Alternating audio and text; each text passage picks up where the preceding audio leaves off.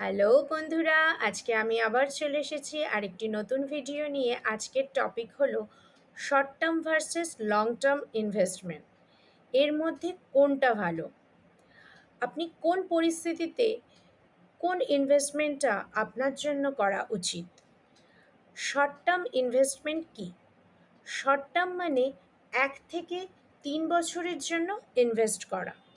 যেমন আপনার এফডি হতে পারে, আরডি হতে পারে, লিকুইড ফান্ড হতে পারে, গোল্ড। আর এর সুবিধে কি? যে লিকুইডিটি বেশি, যখন খুশি আপনি তুলে নিতে পারেন। আর অসুবিধে কি আছে? রিটার্ন কম, লং টার্মের মতো গ্রোথও হয় না সেরকম। আর ব্যবহার কি?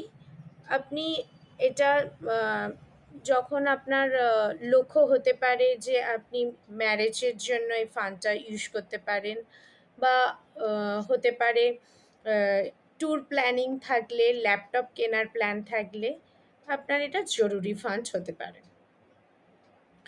এবার চলে আসি লং টার্ম ইনভেস্টমেন্ট। এটি 5 বছর বা তার বেশি যদি আপনি ইনভেস্টমেন্ট করে থাকেন, যেমন মিউচুয়াল ফান্ডের যে এসআইপি আছে, stock market, PPF, real estate. সুবিধে কি আছে? যে হাই রিটার্ন প্লাস এটা কম্পাউন্ডিং ইন্টারেস্টে আপনি এর বেনিফিট দেখতে পাবেন। প্রথমে ঝুঁকি যত বেশি থাকলেও পরবর্তীকালে সময়ের সাথে ঝুঁকি অনেকটাই কমে যায়। Example: retirement planning, children education, house purchase.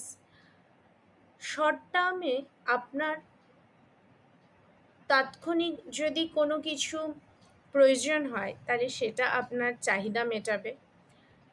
Long টার্মে আপনাকে ফিউচার সিকিউরিটি দেবে। তাই দুটোই দরকার ব্যালেন্স পোর্টফোলিও তৈরি করতে। তাই বলবো যে আপনাদের দুটো ফান্ডে ইনভেস্টমেন্ট করে রাখা প্রয়োজন। তো আপনি কোন ফান্ডে বেশি ইনভেস্ট করেন, শর্ট টার্মে না লং টার্মে? তো বন্ধুরা, কমেন্টে অবশ্যই জানাবেন। আর ভিডিওটি যদি ভালো লেগে থাকে তাহলে অবশ্যই লাইক, সাবস্ক্রাইব আর শেয়ার করতে ভুলবেন না। বাই।